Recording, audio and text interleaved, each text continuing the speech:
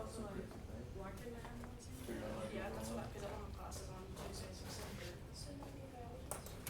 I tried to drop out. I have biolab, soon to be pre-med, and so much bio. Okay, you know what I determined yesterday? Yeah. Basically, It really I is. got 3 out of the however many Pretty good at responses, everything. and This one's like- 50% is showing it's class and participating. So if I don't read You any can of the pass. responses. You can pass that class without doing like 2 of the assignments, and you only have to show up. You can split it on 10. You can miss 10 classes or 9 classes. I said, I looked at it, I know it has a number. It's only the 27th. I'm never in. It's passed. No. Hey. It's either you get 100%. I literally hate you that you do better than me and still didn't do anything. I finished with, what'd you have? Let's see. I had 68. Yeah, it's fine. I literally was so bad. I was like, no, I literally did. I looked at it. It's just I was overlap. like this. Here you go. So sorry. Like, did you like know it? No? She's so So we're supposed to load both art and art studio. You have to. Yeah, Or and more. you'll operate in our studio, just, we're a post-roll user interface, and it allows you to see everything. Oh, well, my iPad's dead. I My iPad's always dead. Yeah.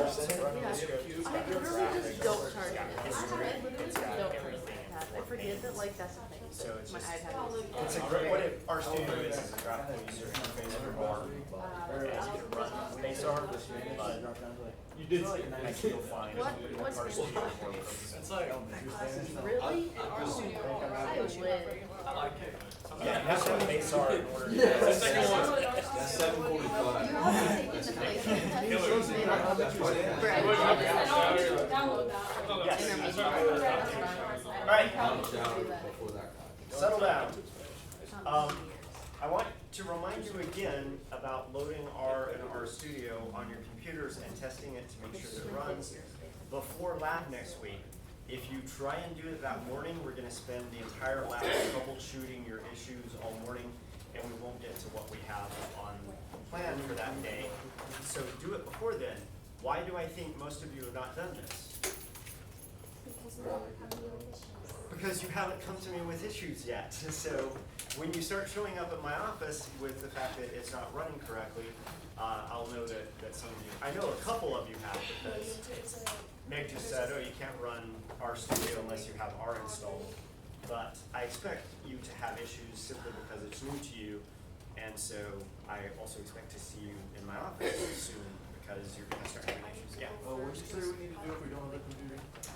You need to talk to us so that we can get you access to a computer that will run it. Oh, I But I know our no studio is knowledge on of this that. class. All right, so do that. As it explodes on you, you can ask me or Dr. Judd. We both know how to operate R, and we both know the common mistakes that you make early on. So hopefully we'll be able to help you with it. Questions from last time?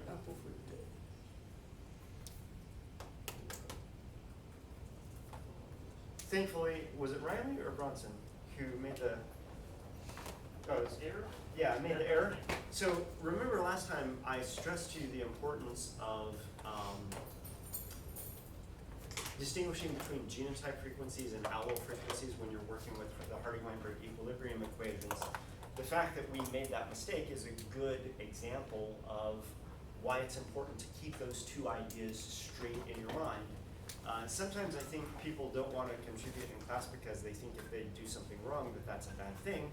The fact of the matter is Riley did something that wasn't correct, but as a result of that, it made the point even stronger that as you're thinking about Hardy-Weinberg equilibrium, making that distinction between genotype frequencies and allo frequencies is crucially important for getting the correct answer. So we had gone through the example of the Manx cats, looking at how allo frequencies change over time, and we did all this rigmarole through multiple generations, and we saw that over time, the population just got smaller and smaller in terms of the representation of the dominant allele. And we saw this happening. And so I wanted to get it back across to you that when we think about these multivariate traits, these traits that are determined by multiple genes acting on a single trait, that what we're basically doing is we were selecting against one end of the distribution, the end of the distribution in this case that was made up of homozygous dominant individuals in the case of the Manx cat. But we can have selection acting on any portion of this distribution. We could have it operating on the upper end of the distribution, we could have it operating on the lower end of the distribution, we could have it operating on both of those at the same time, we could have it operating on individuals that are of average phenotype. Any of those forms of selection can be happening. And these different forms of selection have different names, and they have different results. So if you look at a distribution like the distribution that is on the board right now, what do you think directional selection is going to be about? Who's getting selected against? Who doesn't get to live or reproduce? Somebody other than Noah. You repeat that? Who gets selected against, or who doesn't get to reproduce or doesn't get to live? Would be the short and tall. Short and tall? Or short or tall? Probably short. Okay. Could it be tall? Probably. Okay, when we think of directional selection, what do we think? Why do we call it directional selection?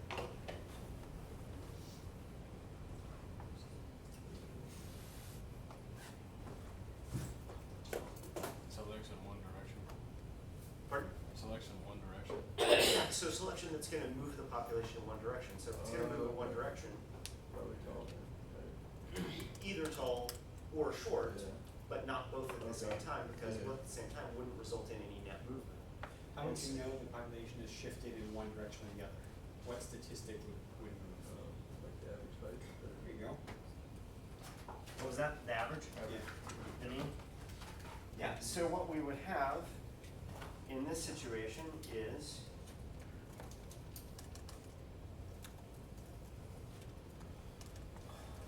we would select, I say we would select, oh, it helps if I turn things on. We would select against either the short or the tall, it doesn't really matter, it's just one of the two extremes of the distribution. And the result of that is that the distribution shifts over in terms of its mean. And so we can think about each of these different types of selection in terms of what happens to the mean phenotype, the average phenotype, and what happens to the variance of the population. And in directional selection, what's happening to the mean? Carl? It's bigger, In this case, it's getting bigger, but if we were selecting against tall individuals, it would get, smaller. yeah, so the mean is moving.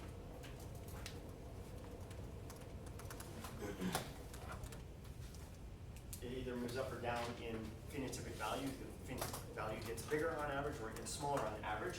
What's happening to the amount of variation in the population? Somebody else?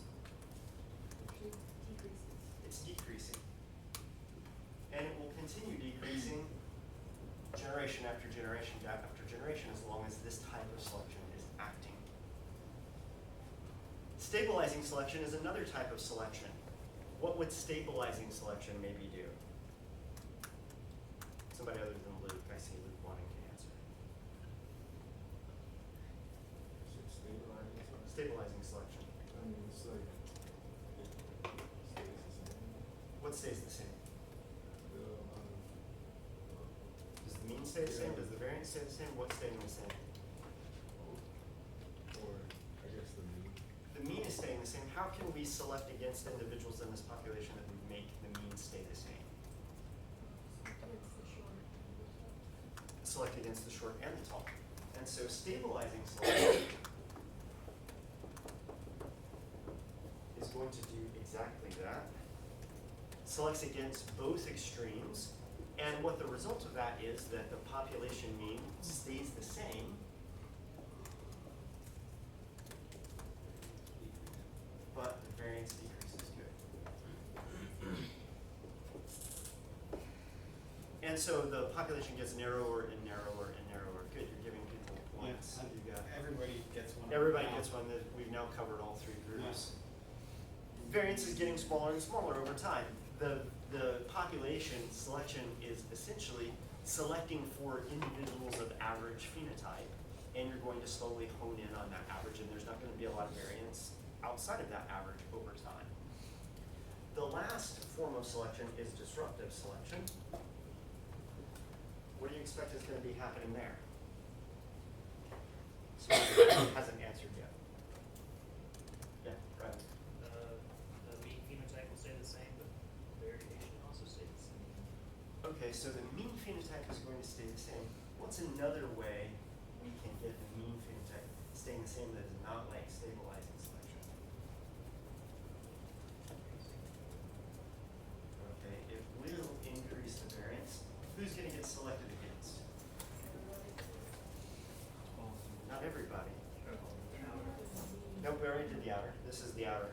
The center or that. The average individuals get selected against in this case. Take out those average individuals, and what happens is the mean stays the same, but the distribution of those individuals in the next generation is further out away from the mean, which is why the variance increases and the mean stays the same.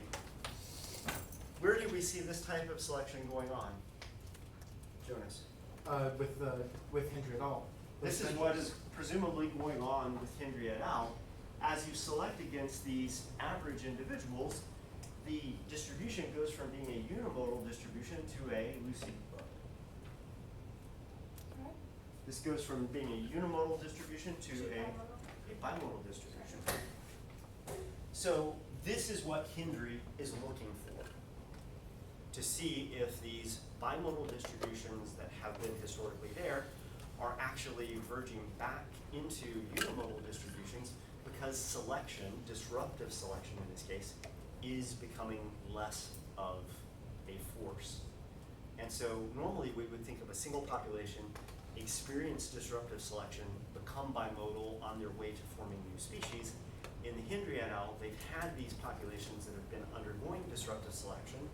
Humans come in, start feeding the birds to attract the birds so that the tourists can see the Darwin's finches, and as a result, that disruptive selection is removed, and this bimodal distribution goes back to being a unimodal distribution. So Hendry et al.'s hypothesis isn't that disruptive selection is occurring. Their hypothesis is that disruptive selection was occurring and isn't occurring any longer. In Academy Bay. At El Garapatero, what are they saying is happening? Didn't they say the selection was getting less, like, there's less variance? Not at El Garapatero. What's happening at El Garapatero? Academy Bay is the town where all the tourists come and they're feeding the birds. That's where disruptive selection is going on, presumably. Disruptive selection is still present at El Garapatero and has been all this time. And it just keeps on going because there aren't humans there mucking with things.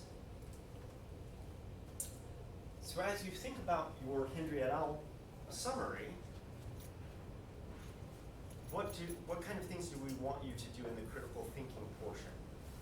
What kinds of things do we want you to do with that last half page? Complain about Hendry's statistics? Complain about that really long introduction? No, you want to analyze like what they're doing, their methodology. But what do we want you to do that's even better than that? Make conclusions about what data they have? Is that what they Well, they make conclusions Yeah. themselves.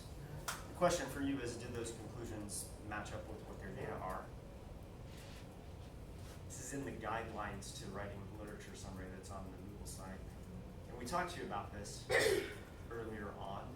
What's the best kind of critical thinking to do as a scientist? Ask questions. Sure. What kind of questions would you ask of the Hendry et al. Paper at the end? What can we do next? What can you do next?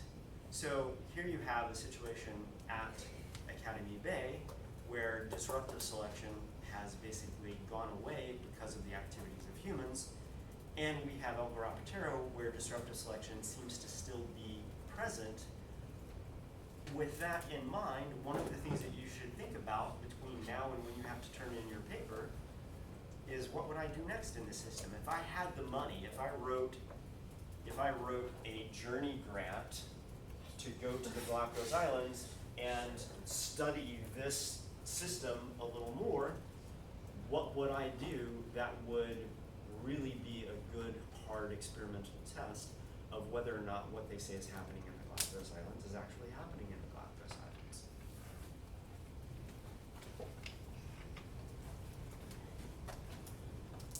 So,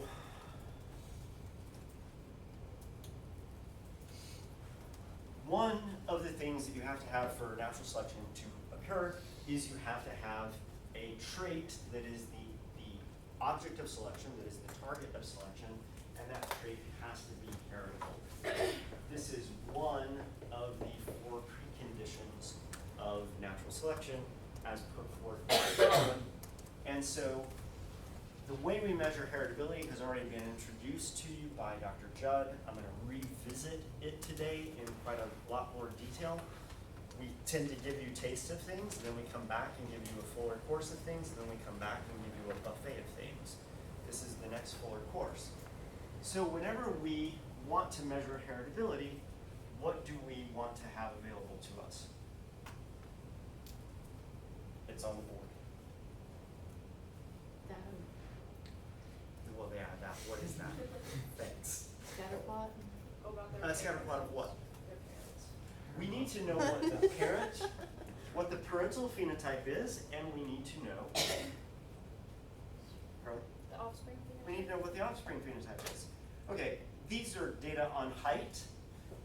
You'll notice that it's in inches. What do you know about height in inches? Who would this be data from? Human beings, certainly human beings. They actually happen to all be Americans. This was an earlier evolutionary ecology class back during a semester when we had 64 students in evolutionary ecology. There are 64 dots there. I asked them to all go home and get the average heights of their parents. And I asked them to get the average heights of their siblings, all the siblings who have grown to adult height. Obviously, if you have a 10-year-old sibling, they haven't reached their genetically programmed height yet, so it wouldn't be fair to include them in this analysis. And I got them to give me these data. And so for every combination of parents, they have an average height, and their offspring have an average height. What does this then show about the heritability of height as a trait in human beings? Is this trait heritable or not? Elizabeth, you're shaking your head, or nodding your head yes. Yes or no? I thought I saw a bobble. Yes. Yeah, not sure. It looks, I mean, yeah, it appears to be not. Why does it appear to be heritable? Because as the parent height grows, on average, the average offspring height also increases. If you have tall parents, they produce tall offspring. You have short parents, they produce short offspring.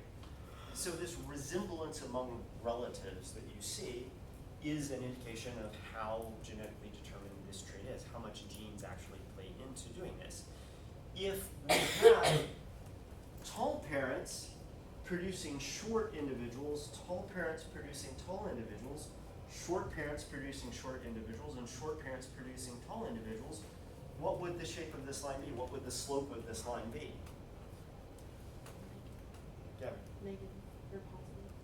Or, well, going this way, the other way. If these guys produce short offspring and these guys produce tall offspring, Oh, well then. and these guys produce short and tall, Oh, what well would then the it slope would be? be, or no correlation.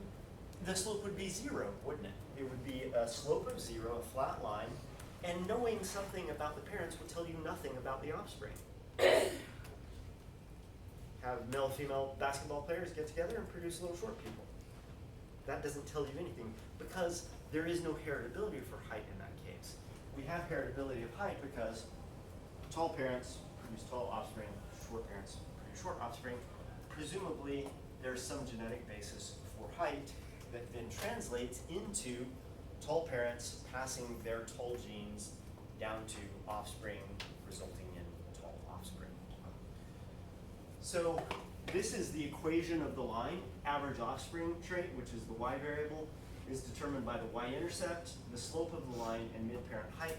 What part of that equation is heritability as we think of heritability in a quantitative genetic sense? Is it the y-intercept? Is it the slope? What is it? Can you ask a question? What part of this equation represents the measure of heritability? Would it be this? Javon? Would it be the slope? It would be the slope. Awesome.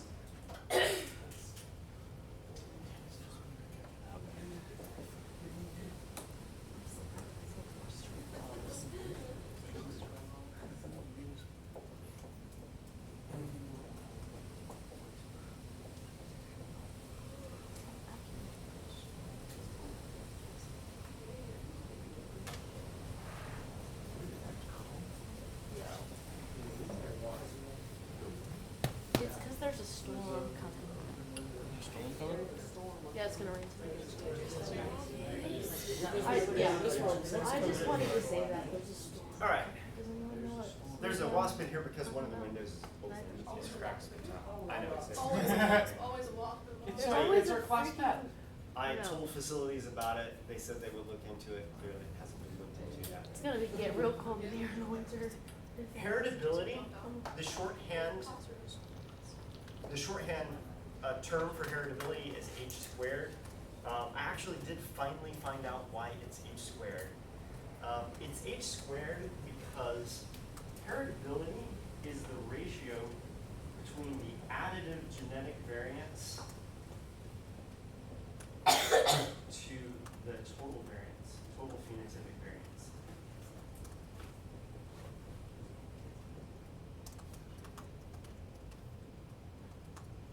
So, two forms of variance.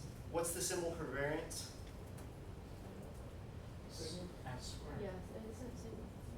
Variance is s squared, and since heritability is a ratio of two variances, Fisher, when he came up with this, he squared the h so that it would make you think of variances. So additive genetic variance is the variance in the phenotype that is due to these additive genes adding up to contribute to height.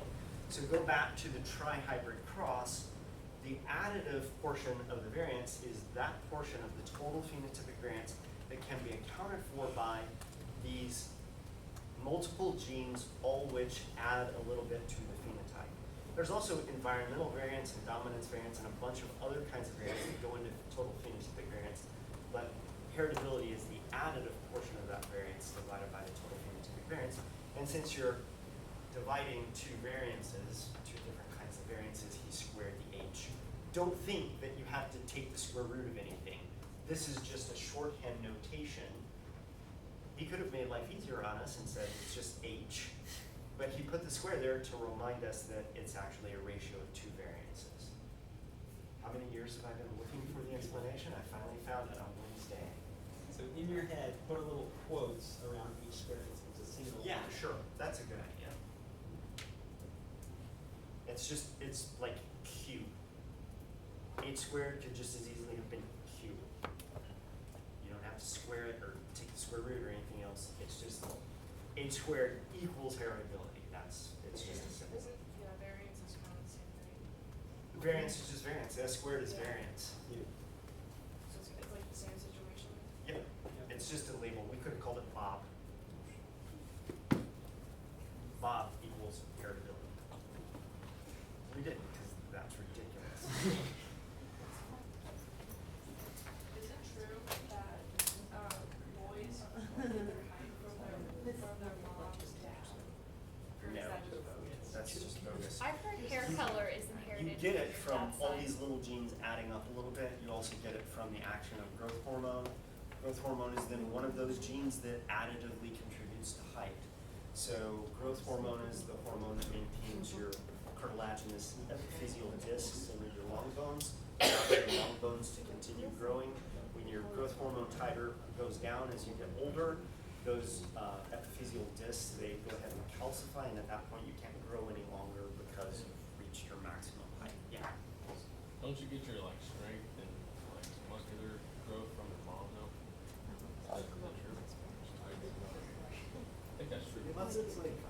centered on I think it's like, one of the sex I don't know. chromosomes? It would have to be a set of genes that are found on the sex chromosomes, in which case you would expect it to be on the Y chromosome, which you get from your dad, not the X chromosome, which you get from your mom.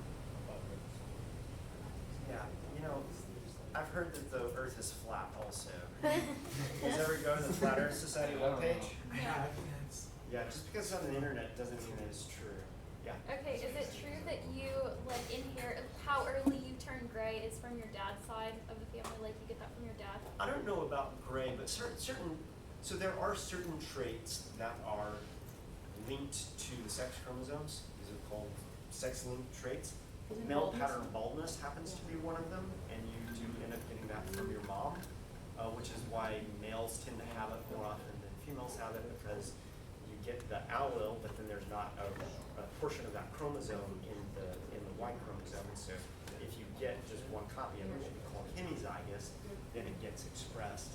And I don't know what all of the human sexually linked, sex chromosome linked traits are, but that is one of them. Some of these others might also be as well, but I have to go and look them up. Time now is not to explore sex-linked traits in humans.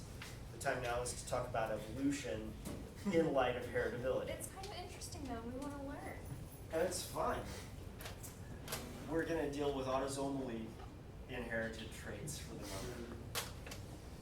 So the nice thing about thinking about heritability this way is we can ask ourselves, if selection is happening, if directional selection is happening in particular, what happens if we say, well, what's the average height of these individuals? It ends up being about 67.5 inches. So we can ask ourselves, what happens if we want to build a breed of super basketball players? How can we go about doing that? It means Genetically we- modify them with Pardon? CRISPR. We could genetically modify them with CRISPR. I was actually just talking to my ecology of food students this morning about CRISPR.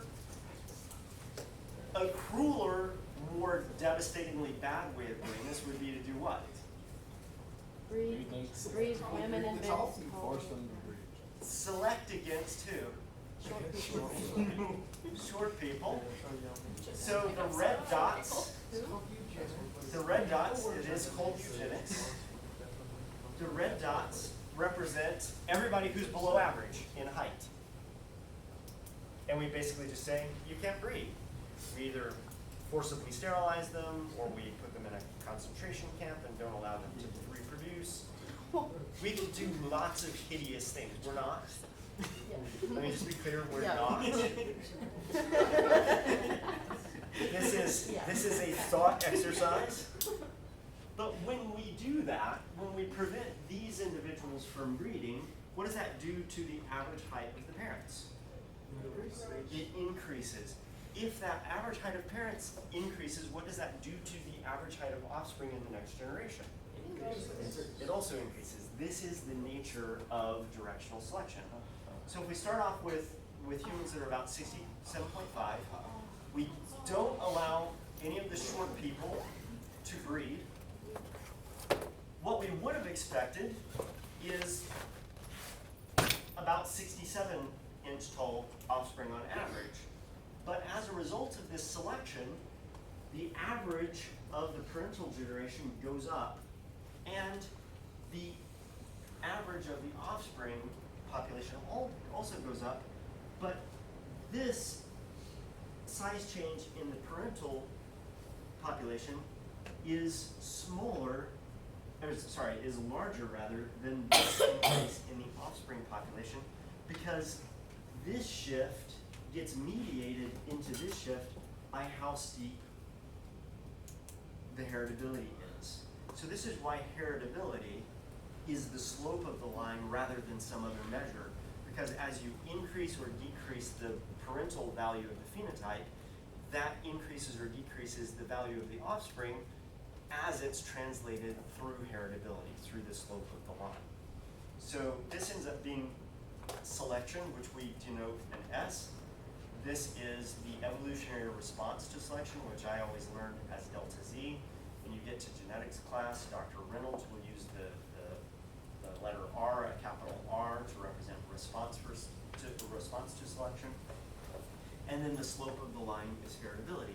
So at this point, we can now write an equation that basically takes what we know and can easily measure.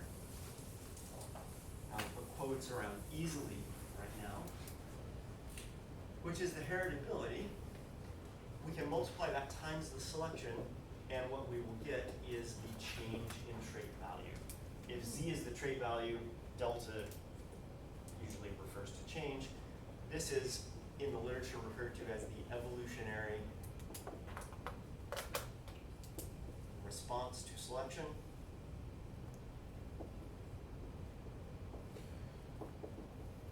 Which is why some people oftentimes will write this as capital R, meaning response. Maybe I should adopt that myself, but old habits die hard. That evolutionary response to selection is just the strength of selection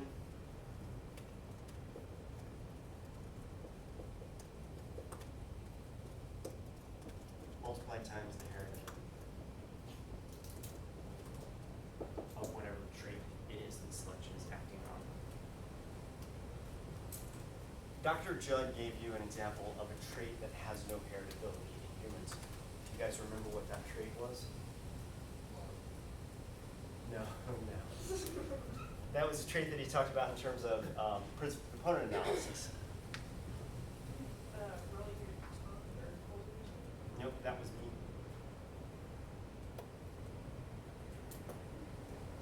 Had a dot right in the middle of the graph. And because it was a dot, because we all have this particular trait. Rachel? Having 10 fingers. Having 10 fingers, or having 5 fingers on a hand. Finger number has no heritability. What? Because everybody has 10 fingers. Of course, I used this example in my ecology of food class, and one of the students had a small brother with a birth defect, and he actually had like many fewer. Actually, he was born without a hand. So he didn't have 10 fingers, he had less than 10 fingers because he was born without a hand. So then I had to talk about, well, okay, there are exceptions to every sort of genetic rule, which kind of made the lesson a little less punchy in ecology of food. But in theory, we have very little variation in the number of digits. There is a gene for polydactyly in humans that gives you extra digits. They usually appear as extra pinkies, or more rarely an extra thumb. Polydactyly is one of these genes of large effect that will cause you to increase that. But generally speaking, most human beings have 10 digits on their hands. If we wanted to grow a super race of typists, we could say, well, let's select against everybody with 10 digits. But if we selected against everybody with 10 digits, what would we end up doing? Killing most of the population. We would end up getting rid of most of the population, and it wouldn't have any effect on phenotype because there's very little genetic variation for number of digits in humans. So if there's no heritability for a trait, no amount of super selection is going to move the trait along. It's just not going to happen because the trait isn't heritable. In the same way, you can have a heritability of 1, which is the maximum value for heritability, but if there's no selection, what happens to the trait over time? Nothing, because there's no selection acting on that trait, despite the fact that that trait has high heritability. So you have to have both of these things to get an evolutionary response to selection. A lot of heritability gets you nowhere if there's no selection. A lot of selection gets you nowhere if there's no heritability for it. There was a famous experiment back in the time of Darwin's, back when Darwin lived, to kind of get at the idea of how organisms inherit traits. And so this guy, I forget his name, you might know Dr. Judd if you've heard the story. A guy was testing the idea that you could inherit characteristics that you acquired during your life. And so he basically took a population of rats. Rats were commonly found in cities at this time. and chopped off their tails, and then allowed them to breed. And of course, what happened? They had a bunch of baby rats who all had tails, because tails in rats isn't determined by anything other than genes that give you tails in rats, and getting rid of the tail in the rat didn't actually influence what the offspring looked like. The other thing is, all of the rats had tails, and so rat tails were a heritable, that's a heritable, I'm sorry, it's not a heritable trait in that you have a tail or don't have a tail. So it's determined by genes, but it's not a trait that has heritability. The length of the tail might have heritability, but the presence or absence of a tail doesn't really have heritability, at least not in rats. In one of my One of the classes. tests of Lamarck's book, right? It was one of the tests of Lamarck's idea of the theory of the inheritance of prior characteristics. Lamarck came up with this idea, and he used the example of blacksmiths. You know, when you see a blacksmith, what's described physically a blacksmith to me? Strong. Big, strong. Why is he big and strong? Well, because he's, you know, using the hammer and he's bending iron ore, and they're big, burly guys. Blacksmiths are. And then, of course, when you have a blacksmith and then the son goes into the blacksmithing, what does the son look like? Big, burly dude. And so Lamarck thought, oh, well, a blacksmith gains these traits, being big and burly because you're hammering all day long, and then passes those traits off to the next generation, making his son a big burly blacksmith also, because he acquired these traits during his lifetime and then passed them on to his son. Of course, what's a more parsimonious explanation, a simpler explanation? He was a bigger, He strong al- guy, so he went to be a blacksmith. Yeah, you started out big and strong, and so what was a good job choice for you? Following in your parents' footsteps. Blacksmithing, because you have to be a big, strong dude. So whatever your phenotype is, that was probably determined by genes underlying being big and brawny, you pass those on to your offspring. And since you already had a blacksmithing business anyway, and you have a bunch of monstrous children, they went into blacksmithing as well. So you went into blacksmithing because you were big and brawny. You didn't give rise to big, brawny offspring because you got big and brawny as a result of being a blacksmith. So this correlation versus causation issue becomes an issue. An example that I talked about in one of my science classes last year was about like teeth. Like if you have braces and you straighten your teeth, then that's Oh, not yeah. gonna pass down because that wasn't how your teeth were originally. And if that's determined by genetics, you're going to pass down your bad tooth genes to your offspring, and you'll have to move to England. That was mean. That was so mean. So let's get pragmatic on this thing. Let's say that you're in your late 20s and you're diagnosed with breast cancer if you're a female. What do? You might have a mastectomy, you might go and get chemotherapy, you might cure yourself, you get yourself cured, go to the doctor, and get yourself cured of breast cancer. What's the problem with doing that? It doesn't take it out of your genetics. So if you then go off and we know that there's a genetic predisposition for breast cancer, it's the BRCA gene, BRCA gene. We know that there's a genetic predisposition to that. If you then go and have children, They have a higher chance of doing you have the possibility of passing down that genetic predisposition to your offspring. Same thing with braces, simply fixing the phenotype doesn't change anything about the underlying genetics. Yeah. Okay, like, you know, like the appendix is basically useless in your body. There's debate about that. Okay, well, over time, you think like the body will get rid of it, like as we start to evolve. It depends on whether or not, on which campus is correct about the function. If it has a function, then I'm supposed to keep it, but if it doesn't, it's just gonna eventually disappear. Isn't there like a hypothesis that it gives off certain antibodies that you need, and that's why you have it? Things that we do know about the appendix is that the appendix harbors white blood cells. It's one of the areas of the body that does what we call conditioning white blood cells, exposing them to pathogens and things like this, and so it might actually have some function in immunity. So the jury is still out as to how useful or not it is. But yes, in theory, things do evolve away if they're not useful for anything, but there generally has to be some sort of cost associated with that. They're not just gonna go away on their own, because once something has evolved to be there, you have to have selection to get rid of it, in the same way that you have to have selection for it to get there in the first place. Dr. Judd is about to give us some plant knowledge. Well, I was just gonna, actually, I was gonna remind everyone to think about the finger question. What's the heritability of the appendix? It's not just And gonna be also, if the metabolic cost associated with maintaining it has minimal effect on how many kids you're gonna have, okay, then the strength of selection also is very weak. You have low heritability and very weak selection. It's gonna take a really long time to get rid of something like appendix, Yeah. especially if there's some minimal benefit to it. The higher the heritability and the higher the selection, the faster that, whatever that trait is going to change. If having an appendix is a low heritability trait and there's hardly any selection against it, then this is going to be practically zero. If more and more people start getting like appendicitis, though, will the body start to select against it, or no? It doesn't work that way.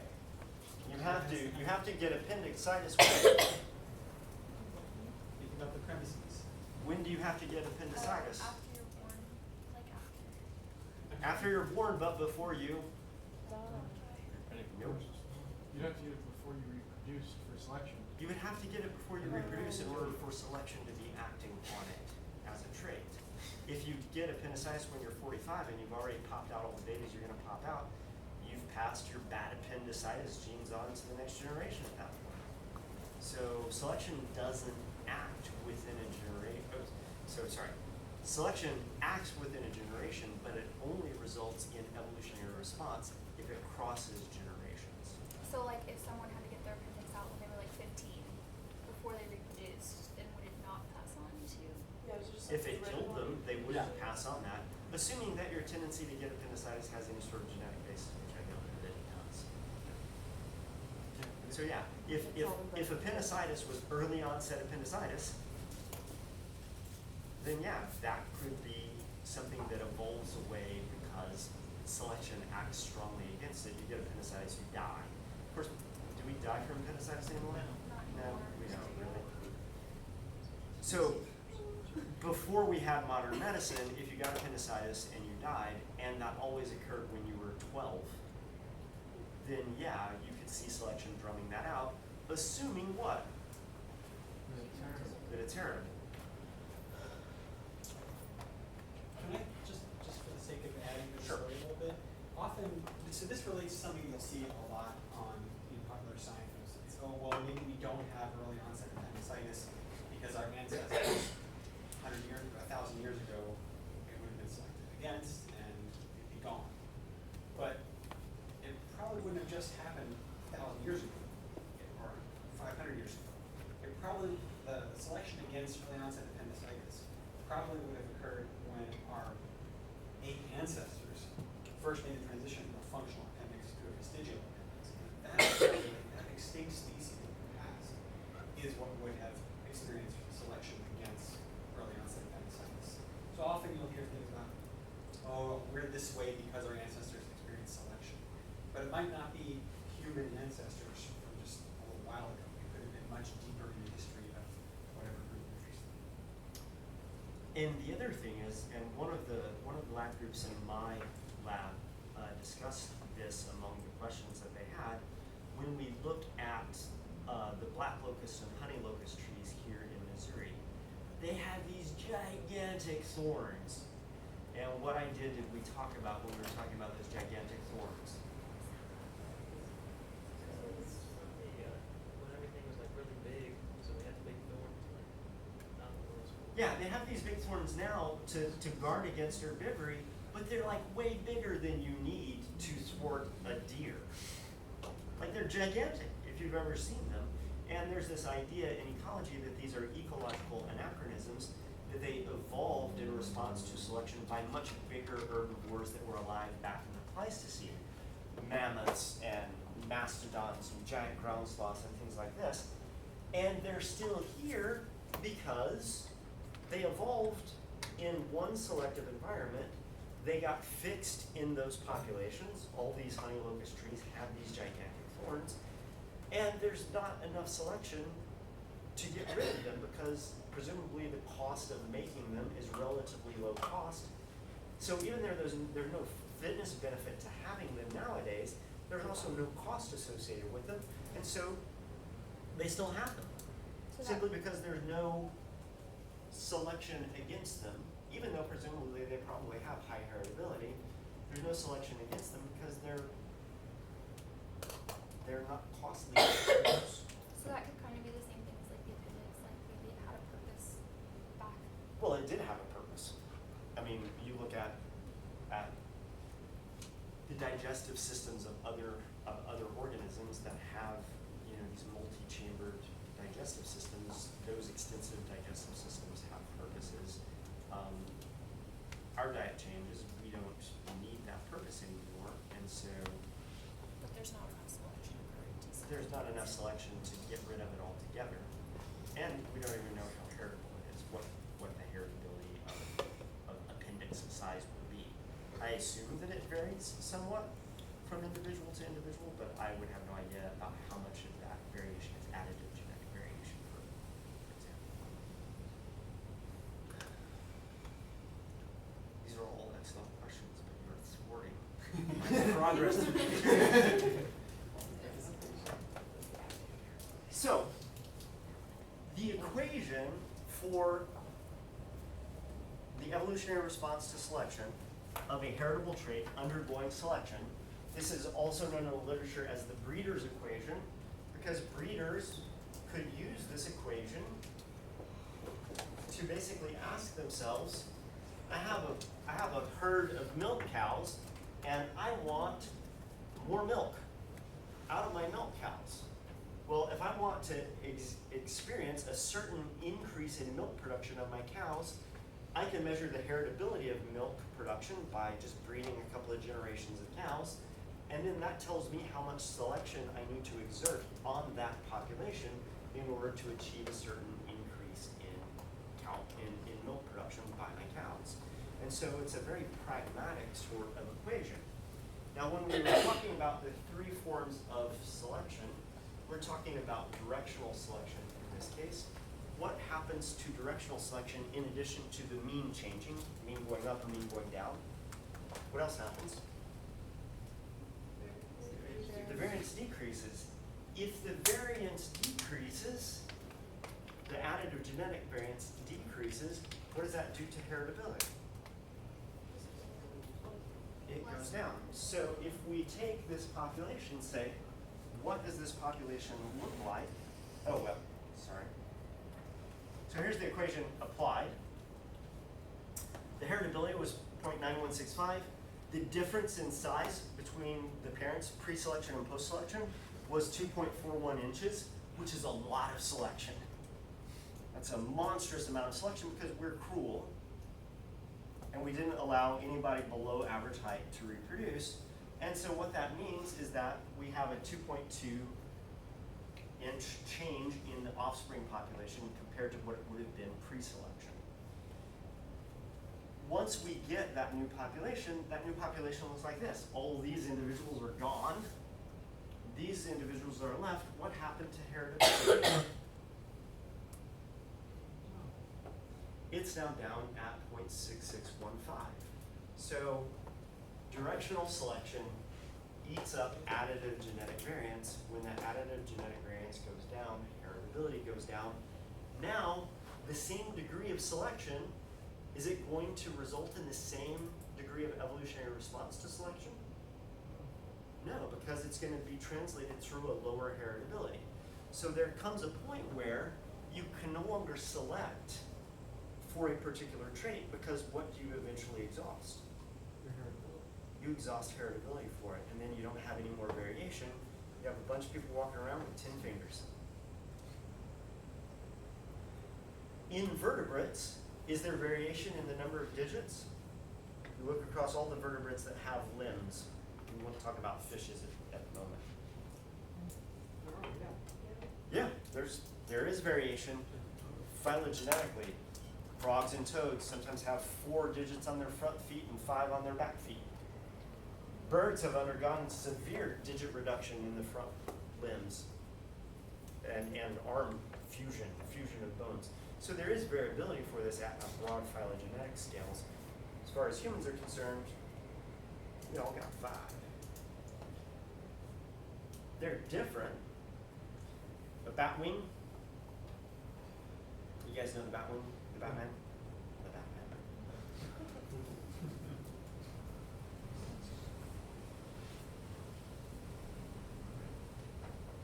Actually, it's just 4.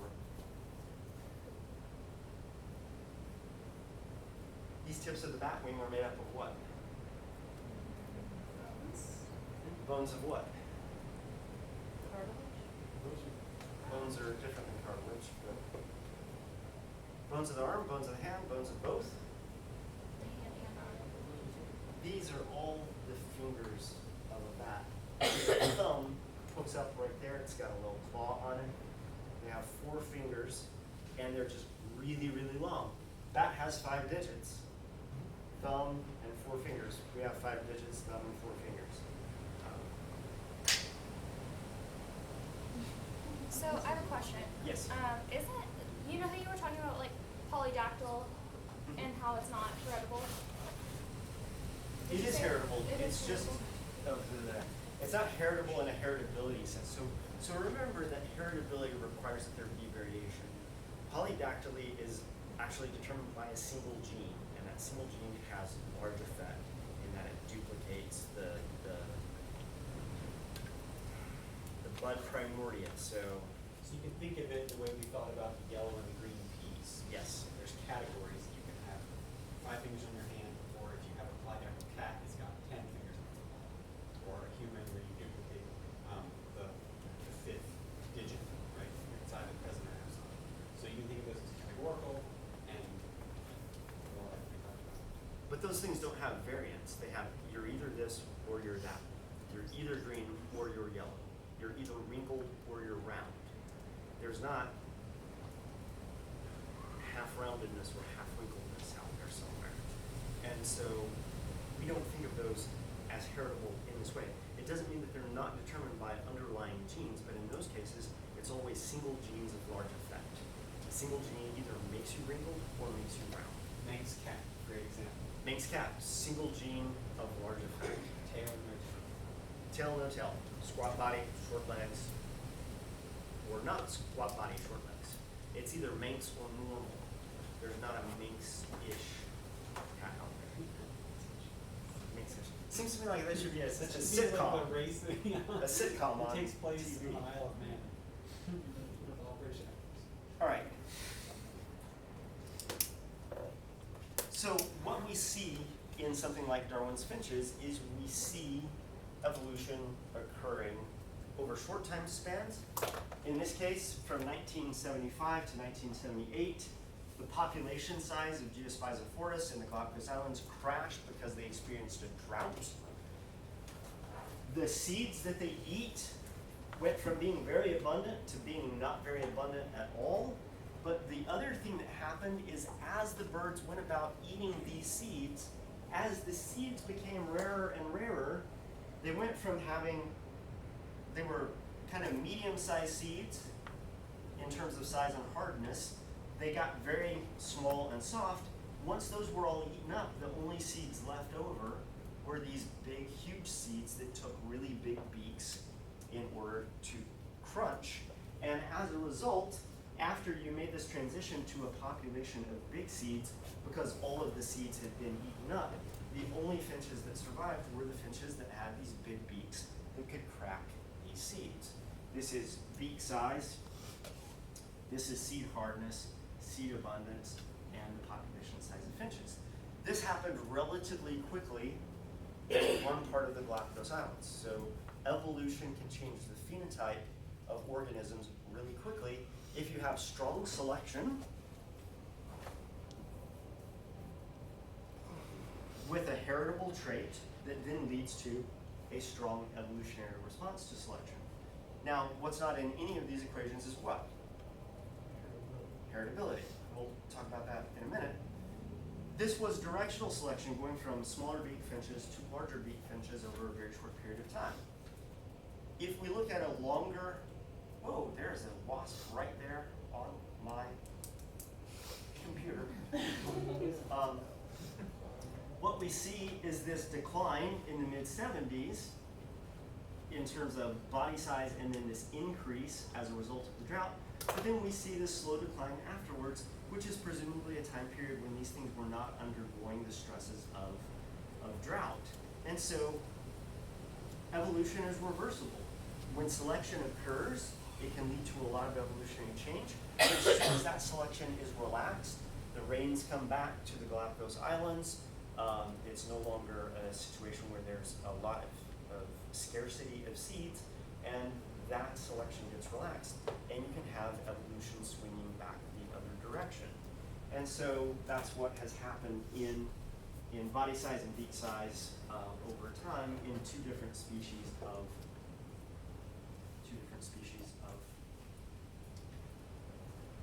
Darwin's finches. So you can look at heritability. This is heritability of the 1976 finch population in red, the 1978 population in red. What do you notice about those two clusters of points? They both have positive slopes, which means that they are heritable. Thank you. What else do you notice? The blues seem to be more like clustered together, with the red are more spread out. So there's more variance in red than blue. What's gone from the blue population?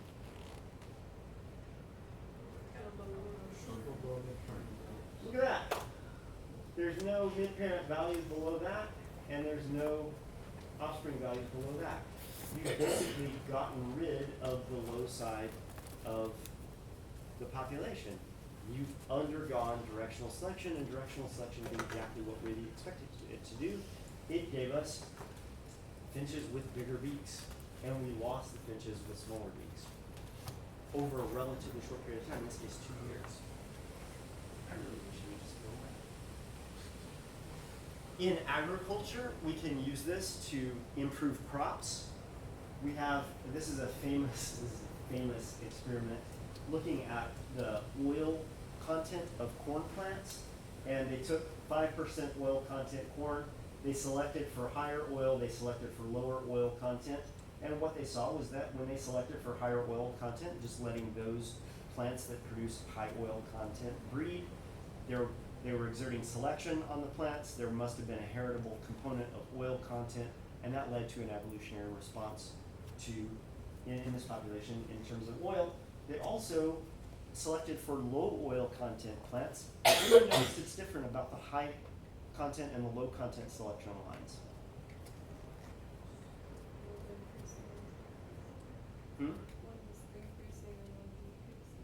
What's the rate of increase and decrease though? The high is trucking along. What's happening to the low? Why? Did it get like the low oil plants like just completely stop producing oil? So you're down here at 5% oil, right? You're already kind of near zero to begin with. So what kind of additive genetic variance do you expect this line is going to have in it? Pretty low. You have a lot of room up here. So as you select for this, you have a lot more additive genetic variance being taken advantage of. You're basically drumming what out of the population here? Any sort of genetic variance for low oil. When they reversed the high oil, so they took this high oil population and then started selecting for low oil, what happens to it? Goes down, and it goes down at a pretty good clip. Here at the same time, at 50 generations, they started selecting for higher oil content from the low oil population. What is its rate of change? It's much slower. So the same level of selection applied to lower heritability leads to a lower response, evolutionary response to selection. He's still there. Have I shown you the Kerner-Penrose data? I have not. Kerner-Penrose data On the x-axis is weight. Do you guys have any idea weight of what?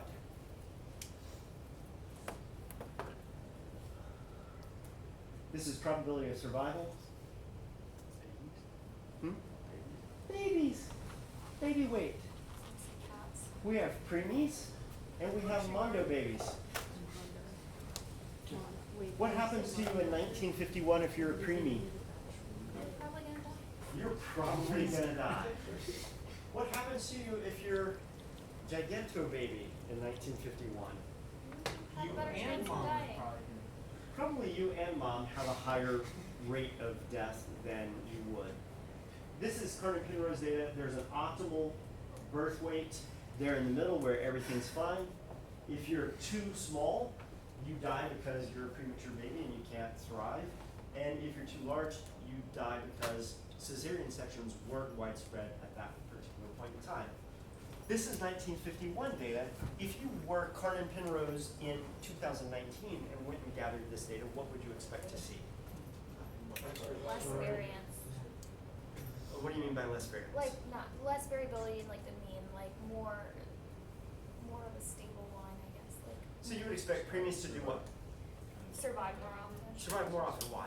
Because of medical technology. Sorry, what was that? They have it, it showed that if you're bigger, then you're gonna die, so they probably found so on better. No, what happens? What happens if you're a preemie nowadays? They'll put you in the Oh my gosh, you go into the neonatal ICU, they put you in a nice little warm incubator, they give you round-the-clock nurses, et cetera, et cetera.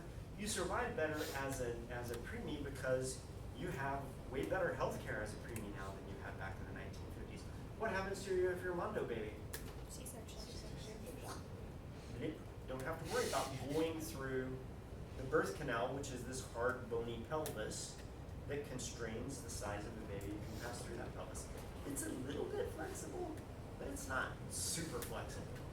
So what's probably happened over time? This is a fitness surface. This is an adaptive landscape that shows the relationship between a phenotype and your probability of survival or reproduction. Low survival at low birth weight, low survival, lower than optimal survival, but not as bad as being preemie. And high birth rate, we've probably flattened this adaptive landscape out so that you survive better as a preemie and you survive really well if you're a mondo baby because you can just get a cesarean section. So these fitness landscapes can change. Selection can result in a really steep fitness landscape, or if you reduce selection, that landscape becomes less steep. Evolution pushes populations up these adaptive landscapes, which is why this would be a form of what type of selection? Is it directional, is it stabilizing, or is it disruptive selection? It's stabilizing because there's selection against really small babies and some selection against really large babies. It's not purely symmetrical stabilizing, but it's honing us in on average birth weight because there's mortality for being too small or too big. Snakes. Population of snakes in the Pacific Northwest. In this population, there are stripy snakes and there are checkeredy snakes. They're all the same species. Deminophis ordinoides. One of the professors at the school where I was a PhD student, him and his son are both evolutionary biologists who study snakes, among other things.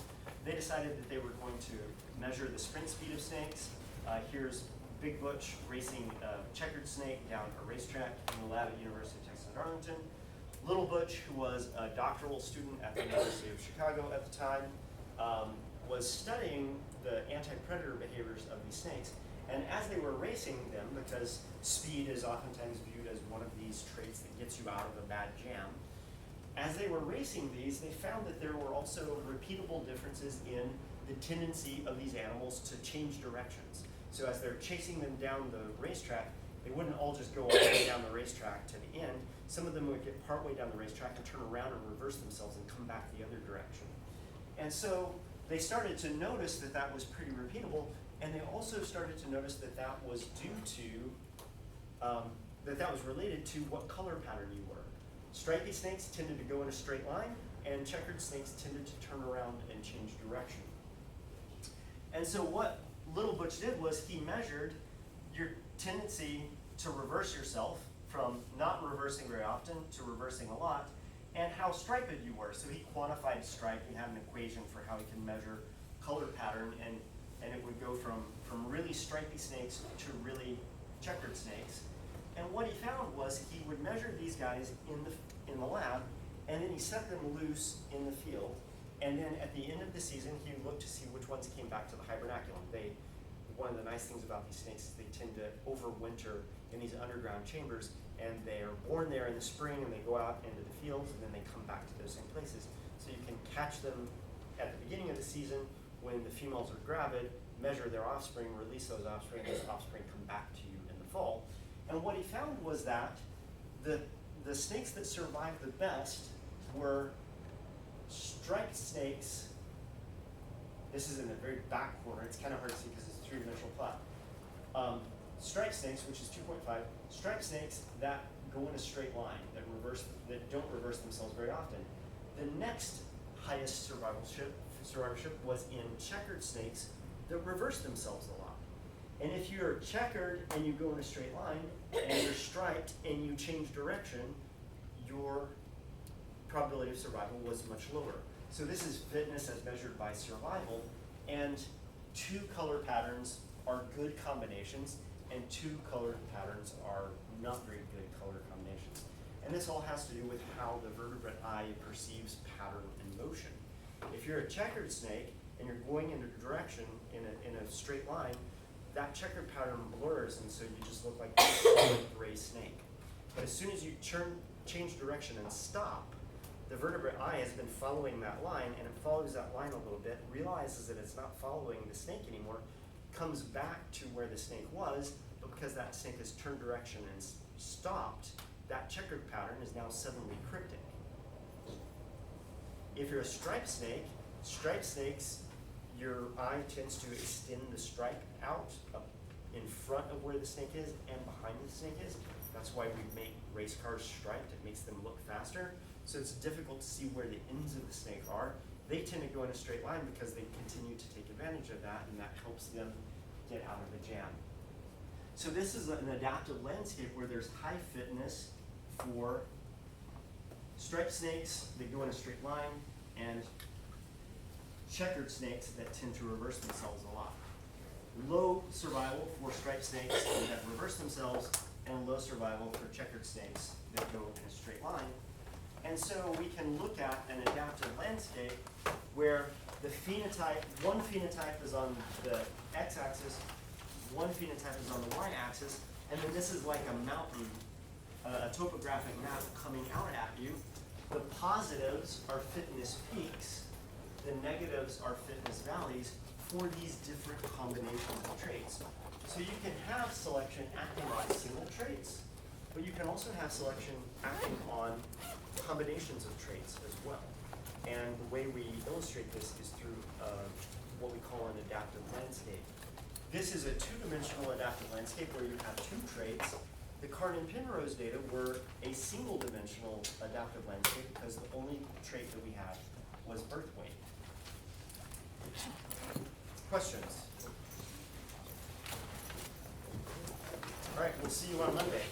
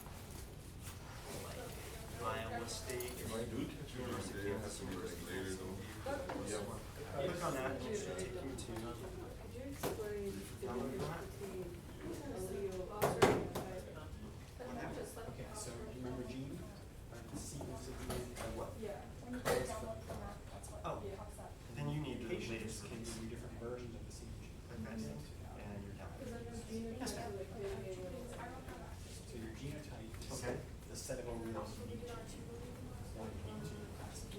Just give it to me in lab on Tuesday. You can Okay, sure. the alleles are different. We're looking at the actual sequence of the gene.